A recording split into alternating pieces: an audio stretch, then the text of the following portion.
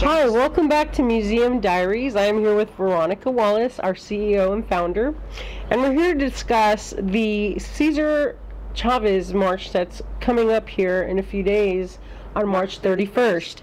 And today is March 26th, 2019. And it's very important to us. My father always supported Cesar Chavez. He knew him when he was alive. And Cesar has always been very dear to my father. He's painted him countless times. And you'll see in this segment the painting that I'm completing now, only I'm adding Dolores Huerta, which I am sure my father would approve of, although it wasn't part of the original design. She is certainly worthy of being commemorated in this painting. She was like his right-hand person, and at his right hand was Dolores Huerta. And the conditions were horrendous. We're talking about the female farm workers were being raped. They were being underpaid. They were being bombarded by pesticides. The cancer incidents were horrendous of the children that were being born and those that were the farm workers. It was exploitation at its worst in America. And we both here as daughters of immigrants, and my father at one point during his arrival to the States, he started as a farm worker. So it's an important issue, very dear to our hearts. And we still have farm workers out there. Unfortunately, farms, as we know, have been slowly being depleted by big marketry and the exploitation using growth hormones on our animals and, the horrendous conditions of animals. But we wanted to endorse the Cesar Chavez efforts and Dolores Huerta. We also want to invite you to come. Please meet us there. We'll be there at 10 o'clock in the morning. If you are a Los Angeles County resident, keep in mind March 31st. 10 a.m. Brand is where we start, and we're going to walk to the Richie Valens Park. And we're very excited about this. This will be the first time that Jackson and I actually take one of my father's paintings and publicly show it. And it's especially poignant and important for me as a feminist to have Dolores inside the painting and to commemorate all of her efforts. It didn't stop when Cesar Chavez died. Dolores kept on and kept on, as you know. I hope you know. And if you don't, check the internet. And not everyone would agree, as an artist, to have updated version or altered version of your original. But after Veronica's father's passing, he didn't get a chance to complete the mural. So Veronica's his daughter, feminist, steps in and says, Where's Dolores Huerta in all of this? So this is interesting because Dolores Huerta will be in the painting, and we will show you clips of that. Veronica's actually in the process of working on it. And this is something that we hope to have completed. Actually, I think we will have completed. She will have completed before the 31st of this month. Yeah, we'll have it finished in the next day and a half. I wanted to add, it's important that all of Los Angeles try to participate and come out and show your support, because this is the backbone of our society. Without the immigrants who we are, we are second-generation immigrants. That's what makes California so strong. This was all owned by Mexico originally, and there was a deal that was done with a corrupt politician, I might add, and our land was sold. And I say our land because I am of Mexican blood and Hispanic blood and Jewish and white too. I've got a mixture, and Aztec Indian, we both are. Aztec. And I think it's because we do live in the country that we live in. We don't have the types of tensions that you see in other societies where you have the Palestinians and the Israelis fighting over land that they claim once belonged to their predecessors. Well, we're not there today. We're here where we can make things right. And I think it's important to allow us as second generation to be able to voice our opinions and our concerns and our issues. And I think this is one avenue. And we do it through art here at Museum Americana. And in the process of that, it's important for us, because we're political animals, that Museum Americana represents the voices of those that may not be heard. And, well, actually, that is what we specialize in pretty much. Our the voices that aren't being heard, that really should be and will be, and we'll do everything in our power to make it so. Thank you for joining us, by the way. We're going to also have Cassie Barrerra. She'll be here today. She's a student at the university up the road from us, and I wanted to ask her some of her insights about what she sees politically and how much she's in the loop. Now, I'm sure that you are all aware that Mueller has finished his, after 22 months, or I believe it was 22 months of a hearing, and over, what was it, 82 people that were called in to testify. There was no Russian involvement between Trump and Russia. That's really important. Great news for the Republicans. Well, just as we Americans. And it's not exonerating him. It's not saying that he is all that, because I am not with Trump at all. Never have been, never will. But that's not the point. The point is he's our American president. And as our American president, we have to feel good about him not being involved in something as treacherous as involvement with Russia to rule the elections. Now, I have a lot of statements about our electoral votes. I think they should be outlawed because they do not represent the true population. I even have problems about Trump's election. To be honest with you, I never see at all how he made it in. I don't believe it. Not that I'm Hillary either. I'm not in her camp. I used to say that during the campaign with Al Gore when he ran for president, and we knew he had it, but all of a sudden everything got switched. Yeah, it did, and that was corrupt. That was like, what? They had to recount Florida's vote? This was when Bush was up for election? Remember Jeb? Oh my God. All that, and do you remember how they were not allowing black sisters and brothers, they were not allowing them to vote, they were closing down the voting booths, that's a fact. So we're seeing some changes in our society, but it takes people like us, people like all the other activists out there, people like you, to make these changes happen. Speak about it. Talk about your opinions. Your opinions matter. Don't listen to anyone else. Your opinions matter. Your representatives have ears, and they will listen. But even if it's not your representatives that you talk directly to, talk to your neighbors, talk to whoever. Your opinion matters. It doesn't mean that you're entitled to use violence or any kind of force to get your opinion across. That's totally uncool and totally against a democracy. But we do have freedom of speech, as much as it's been curtailed and cut here and there under Trump's administration too, I understand. It's a very precious right, and we as Americans need to exercise that right. And one of the great things is using the phones that they're using all over the world. It's creating the fifth estate, it's broadening it, which is the estate of the press and media. And to see that regular people are now utilizing their cameras and reporting on police crimes and the different things that are going on around them is so poignant and so powerful. I love the internet and I love YouTube. Just wanted to plug those two. It's wonderful that we have some place to put out our opinions and our music, our art, our paintings. It's just great. It's just great. It's the time in society that we're at now, and we're utilizing the technologies that are available out there to get more exposure. For all of us, and for the voices of others. So we'll see you during the interview with Cassie in a little bit here. Thank you for watching. Yes. As always, if you haven't subscribed, please subscribe. And if you want to drop some comments, please do so down below. Oh, I would like to add, okay, I did have a stroke earlier when I had fallen I had an accident with the roof. And I wound up shattering my pelvis in 9 places 4 months ago and a week and a half ago, something like that. We're getting closer to 5 months. Anyway, I'm walking, and but I did have a stroke, and it's caused my brain to do some really bizarre things. Strokes are no joke, guys. True story. They're really horrendous. And here's a perfect example. I forgot what I was going to say. And Jax goes through this all the time. I forgot what I was going to say, Jax. So we're out for now. I'm going to get a jacket on. Peace out.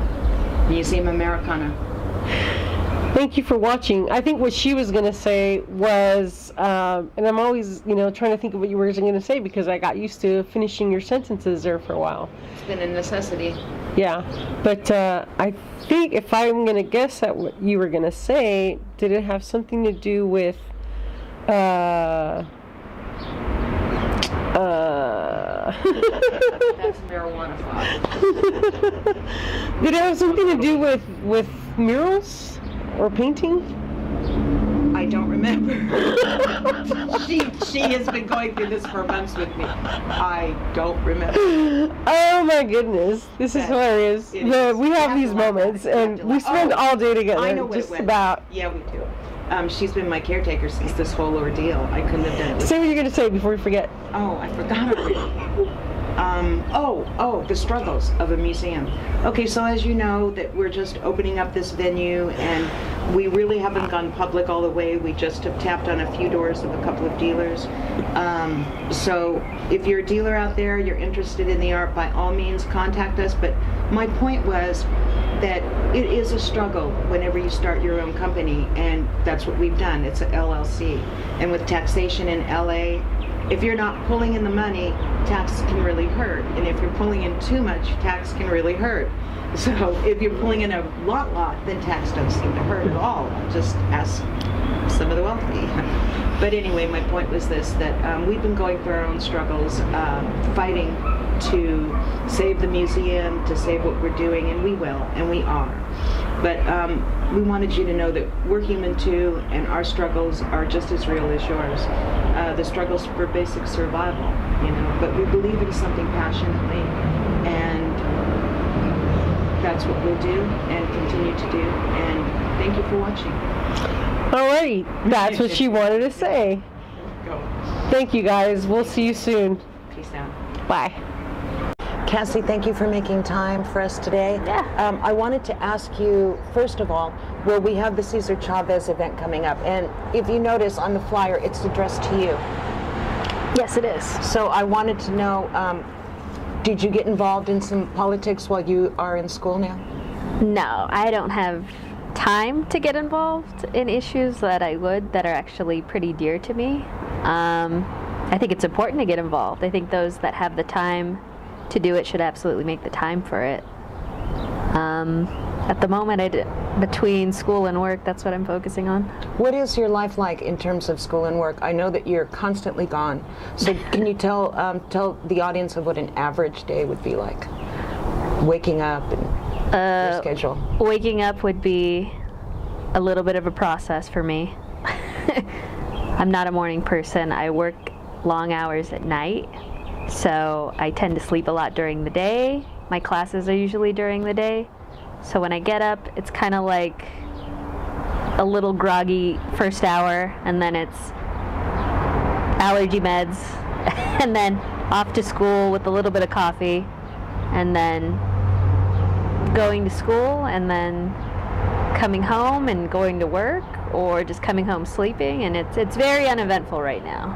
Is this typical for the other students that you are around? Is their lifestyle that crunched?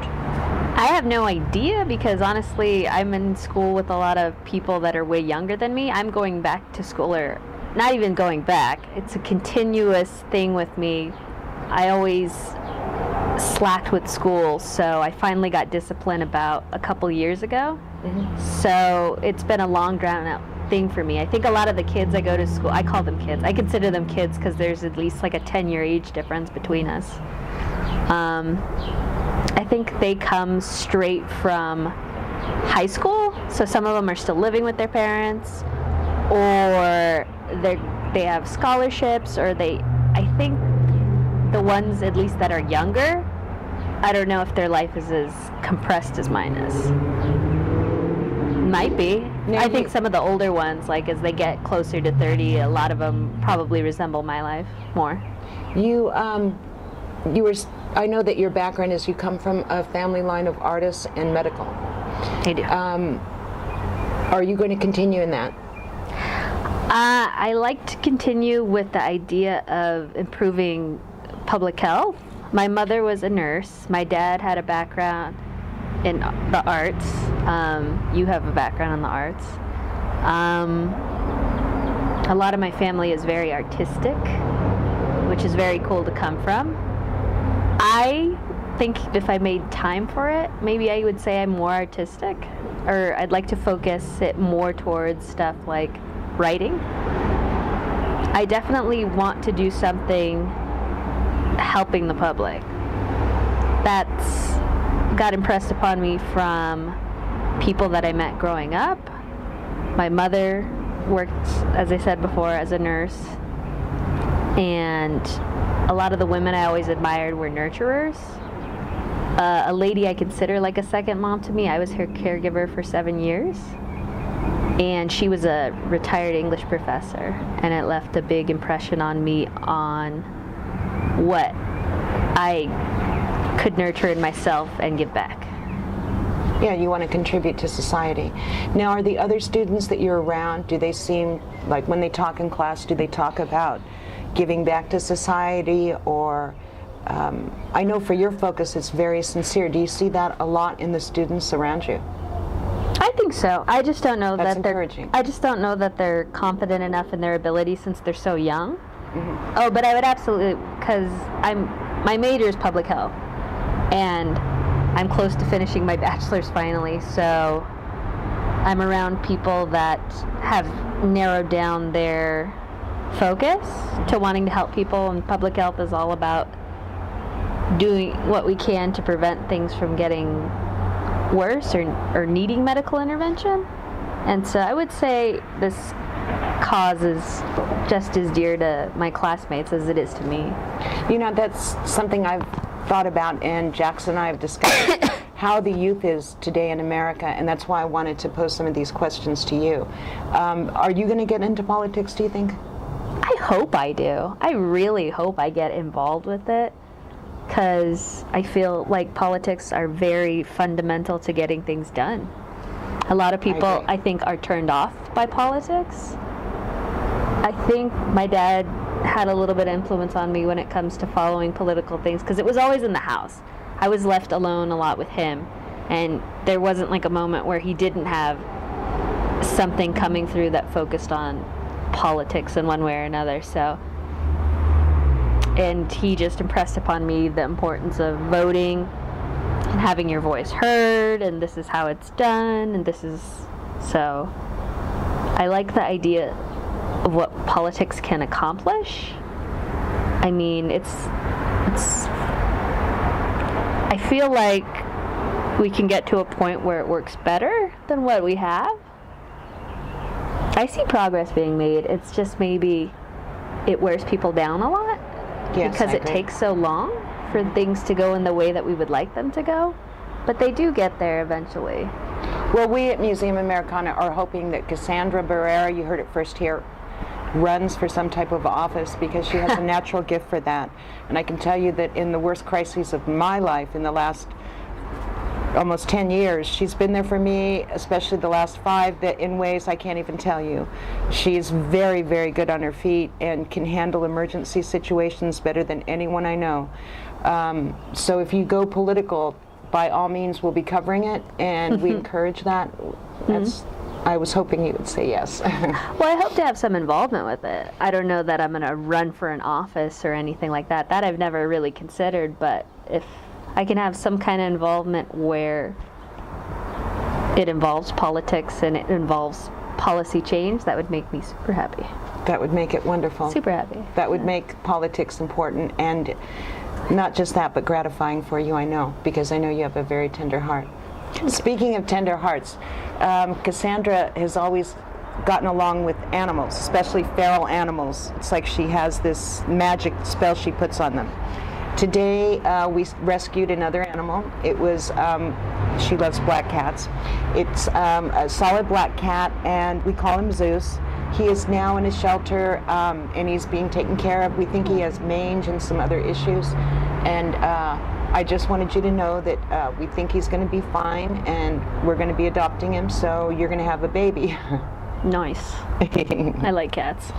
I know you do. I know. We're looking forward to that. So, you saw this painting of Cesar Chavez's mural. Are you going to be able to attend the march with us? I would like to. What day is the march? It's March 31st at 10 a.m. We start on Brand Avenue, and we just walk to the Rudy Valens Park. Yeah, I think I probably could do it because I'm working there at 3, so I'd have to be in downtown LA at 3 anyways. I don't know though. I'm trying to think. So hopefully you guys, we're going to I'd bring like the camera, so hopefully she'll be able to attend. Hopefully you'll see me there. Any comments that you'd like to say about some of the newer art that you've seen out of the museum? At a museum in Americana? Yeah. Oh, I would say I'm a big fan of the last piece from is it the White series? It's the Blanc series. It's Blanc because series. they're actually blank, so it's French for blank, not blank as in white. It's actually just the blank series, because Okay. people to me shouldn't be viewed by color, although we are. So it's how we are all human beings. And so you love the Women's March piece. I like the Women's March piece a lot. I don't know, like just the way they were framed. I kind of like the positioning of them. And I really, really like that one of Juliet where she's got the nails in her mouth. Oh, I really yes, like that one a lot. Nails. It's one of my favorite ones. Very good. Thank you Yeah. for that. Thank you for plugging in those pieces.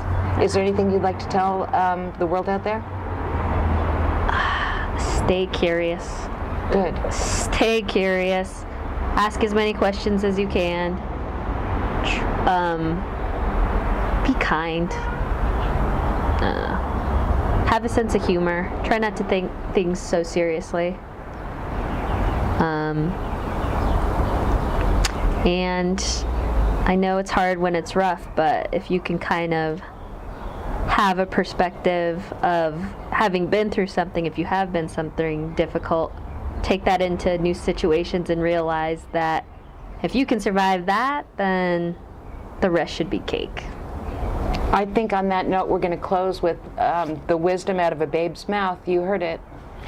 Thank you so much for joining us. And Cassie always has an open invitation to join us in our debates and in our conversations. Thank you, Cassie, for coming and sparing your time. She's so busy. And peace out with Museum Americana.